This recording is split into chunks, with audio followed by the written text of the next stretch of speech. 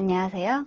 LPJ 마음건강 마이너스 코치 김재선입니다. 이경규, 정영돈, 김구라, 그리고 장나라 등 많은 연예인이 이 병으로 고생했다고 밝혔는데요. 오늘은 금방이라도 죽을 것 같은 공포야. 언제 다시 그 공포가 올지 몰라 불안에 떨게 만드는 공황장애에 대해 이야기해볼까요? 임원들 앞에서 발표하던 30대 중반 박 과장님. 갑자기 머리가 캄캄해지면서 호흡이 가빠지더니 심장이 요동치고 곧 죽을 것만 같은 공포에 휩싸였습니다. 일단 몸이 안 좋다는 핑계로 그 자리를 모면하고 주위의 도움으로 응급실을 갔는데요. 응급실에 도착하니 증상은 이미 사라졌고 검사 결과에도 아무 이상이 없었어요. 그럼 괜찮은 거 아닌가 할 수도 있는데요. 문제가 하나 생겼어요.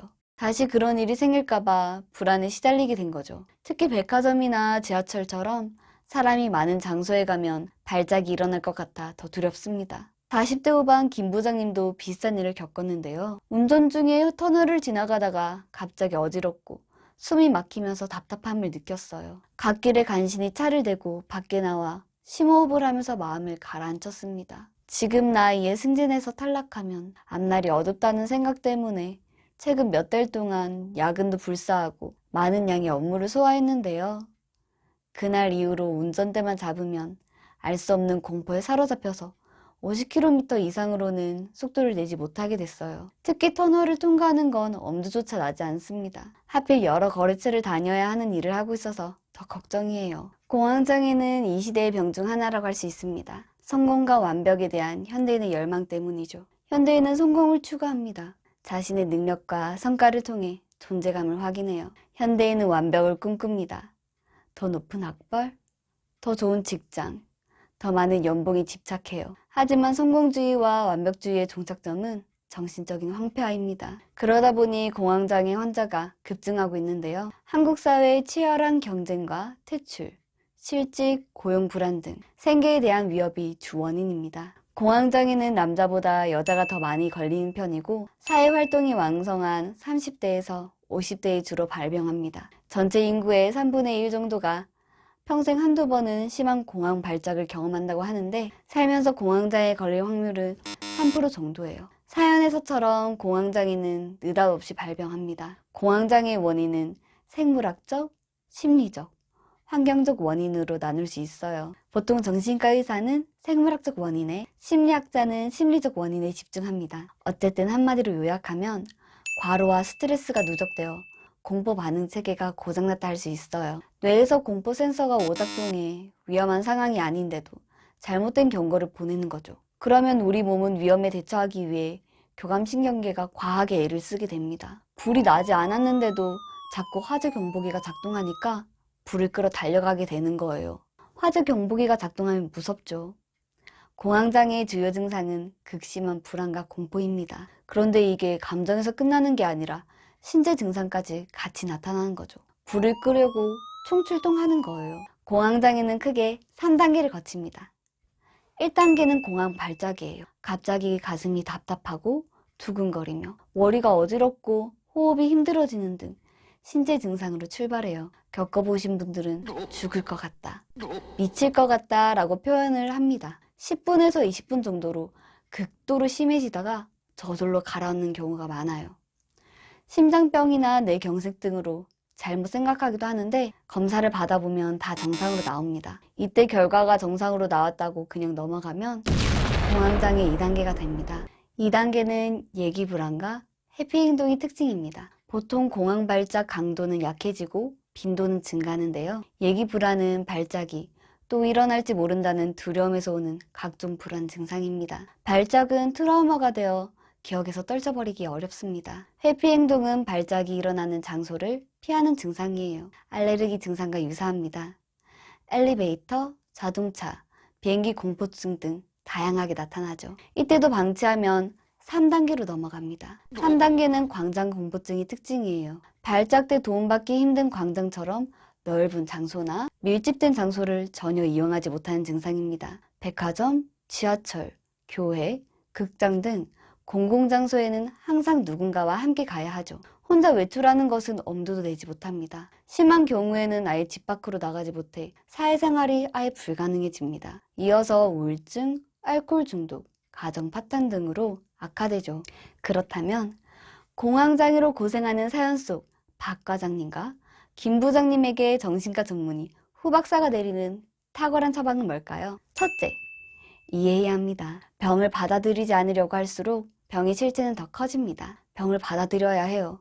병을 받아들이려면 어떻게 해야 할까요? 방금 말씀드렸다시피 이 병을 이해해야 합니다. 공황장애를 정확히 파악해야 하죠. 공황장애에 걸렸다는 건 그동안 스트레스를 너무 많이 받았다는 뜻입니다. 여기서 멈추지 않으면 더 큰 병이 될 수 있어요. 병은 여러분이 열심히 살았고 지금도 살아있다는 증거입니다. 오히려 축하해주고 휴가를 줘야 해요. 공황장애를 제대로 이해하려면 이 병의 긍정적인 면도 생각해 봐야겠죠. 우리는 스트레스와 더불어 살아갑니다. 불안과 공포는 현대인의 원동력이에요. 불안감 없이는 성공도 없고 공포감 없이는 성취도 없습니다. 그렇게 얻은 성공의 기쁨은 불안을 누르고 성취의 쾌감은 공포를 제압해요. 공황은 죽음을 연습하는 것이기도 합니다. 세상에 죽음만큼 큰 공포는 없죠. 하지만 인간이라면 누구나 죽음을 맞게 돼요. 공황으로 미리 죽음을 경험하면 살아있음을 강렬하게 느끼게 되고 언젠가 죽는다는 것을 기억하면 매 순간 감사하며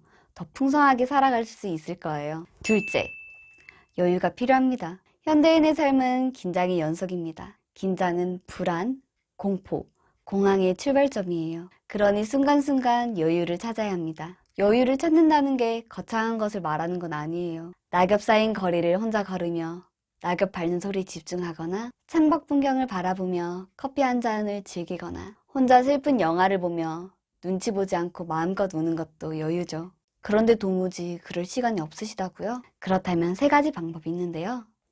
주의 분산, 호흡 조절, 근육 이완입니다. 주의를 분산하기 위해서는 잠시 고개를 들어 벽에 걸린 시계를 보거나 좋아하는 친구에게 전화를 걸거나 실내에서 밖으로 장소를 옮겨볼 수 있습니다. 호흡 조절은 불안, 공포, 공황 극복의 1차 치료법입니다. 숨을 크게 쉬면서 호흡수를 세어보세요. 호흡 조절은 평소에 연습해둬야 실전에 효험이 있습니다. 경미한 증상에는 효과가 아주 좋아요. 근육 이완도 마찬가지예요.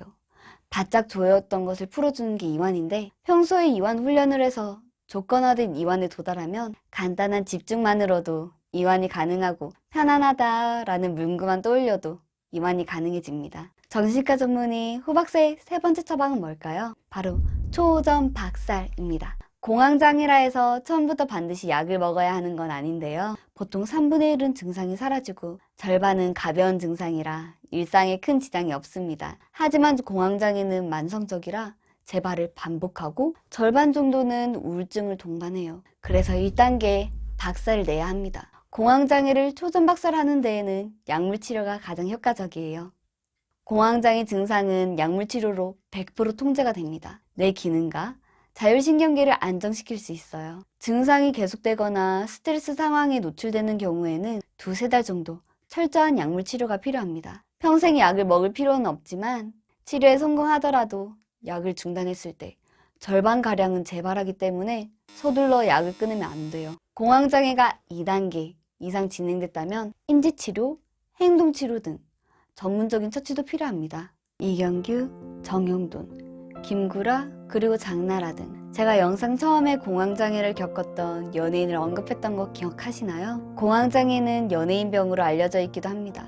연예인들은 빡빡한 일정을 소화해야 하고 인기에 신경을 쓰며 대중의 시선을 의식해야 하죠. 그렇게 엄청난 긴장이 계속되면 공황장애에 걸리기 쉽습니다. 하지만 사실 공황장애는 누구나 걸릴 수 있는 병입니다. 연예인이 아니어도 이러다 미치겠다 싶은 일이 도처에 깔려있고 숨이 턱턱 막히는 일이 한둘이 아니니까요. 그러니 바쁘고 긴장 가득한 일상 속에서 지금 아주 잠깐이라도 휴식을 취해보면 어떨까요? 그럼 다음 영상에서 또 만나요.